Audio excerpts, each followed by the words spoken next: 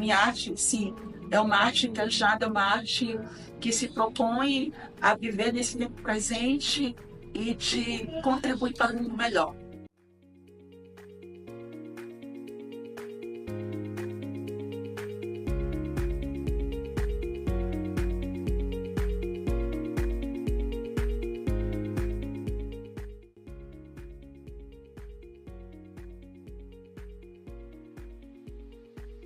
Então, eu sou sobretudo um espírito inquieto, né?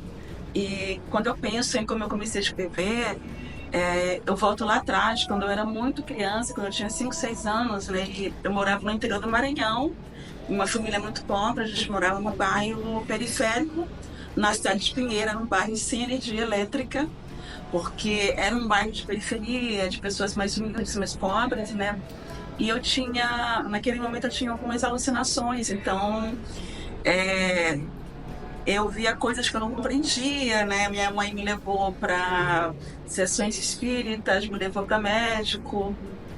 E eu ficava muito assustada pensando por que aquilo acontecia comigo. Minha mãe me pedia que eu rezasse, mas por que Deus faz isso comigo? Então, eu compreendo hoje que eu comecei primeiro a ler, me tornei uma leitora viciada em livros, né?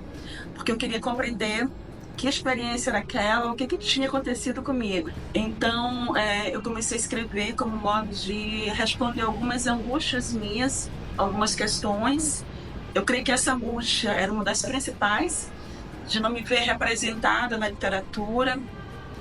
E eu quis muito que outras meninas que buscassem também se ver, buscassem se encontrar na cultura, ver se se pudessem, através do meu trabalho literário também, é, também pudessem se olhar dessa forma.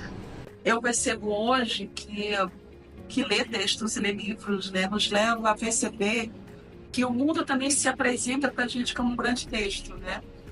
Então, que essa leitura que passa pelas letras, né, digamos, que ela se amplia para outras coisas, para objetos, ela se amplia para os gestos, ela se amplia para os contextos, ela se amplia para uma realidade mais ampla. Eu falo muito na minha obra, no meu trabalho, né, de como é que a gente pode andar no mundo de modo autônomo, como é que a gente pode assumir a nossa autenticidade, como é que a gente pode resistir a um mundo hostil, como é que a gente pode não adoecer frente, por exemplo, né, às opressões que recaem sobre nossos corpos, seja de gênero, seja opressões raciais, seja uma opressão de classe também.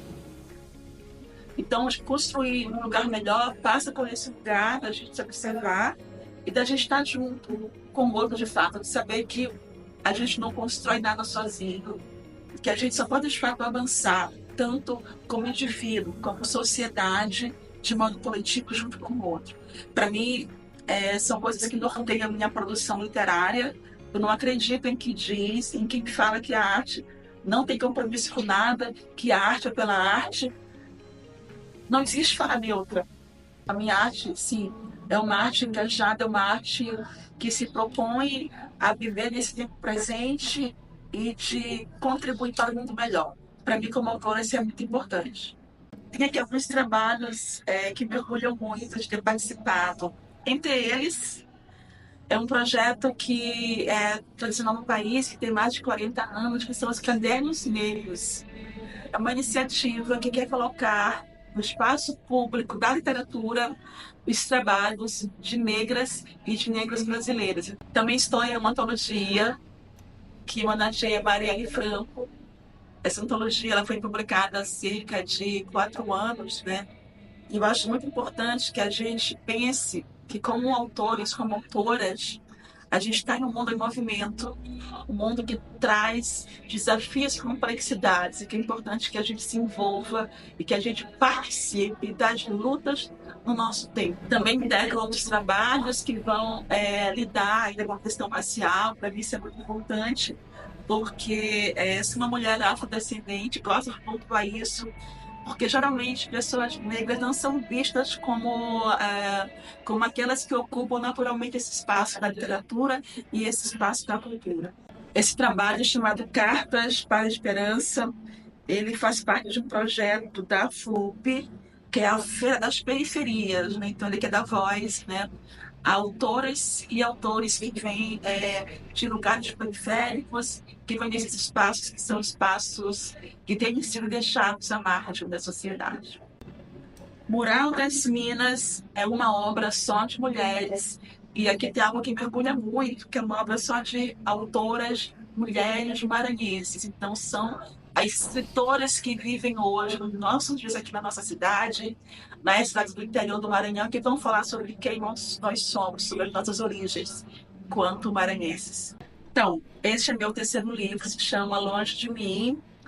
Ele é um conto longo que ganhou um concurso nacional de contos da UAB em 2006 e foi publicado em 2019 como um livro solo em um projeto especial para livros curtos, né? Ele tem como protagonista também uma menina de 13 anos chamada Josi, que vivencia uma história de violência doméstica, de abuso. A Josi é uma sobrevivente. Eu digo que eu gosto de que as minhas meninas e mulheres sejam rebeldes, né? E que elas não se deixem vencer. O meu quarto livro se chama Fora dos Trilhos. É o meu primeiro livro de poemas. Ele foi publicado em um contexto muito especial, porque faz parte de um projeto do meu coletivo literário feminista Mulheria das Letras. Então, faz parte de um conjunto de 20 livros de bolsa, porque são livros de mulheres escritoras. O meu quinto livro se chama A Moça da Limpeza, também é um livro de contos. O primeiro conto que dá nome a esse livro se passa no Fórum Zé Sarney e a gente tem uma inversão. Vou dar um spoiler aqui. Porque quando a gente pensa assim, nesse tipo de enredo de inversão, geralmente colocam o quê? Uma mulher no lugar de um homem e aí joga com a questão de gênero, né? E aqui eu queria muito pensar na questão de classe. Então eu vou colocar a moça da limpeza para conduzir uma audiência no lugar do juiz. O livro mais recente se chama, vou colocar aqui direito, né? Meu livro mais recente ganhou o 6º Prêmio CEP Nacional de Literatura, se chama Tereza Decide Falar. Vou falar de novo que eu falei muito rápido. Tereza Decide Falar. E aí também vou dar um spoiler aqui para contar que conto é esse, quem é Tereza. Então aqui eu tenho cerca de 13 contos. O nome do livro vem do primeiro conto, que vai colocar em cena uma égua que um certo dia, no local onde ela mora, que é uma fazenda, ela começa a falar numa língua estranha. Publiquei esse livro, que é o meu segundo livro, chamado Zona de Desconforto.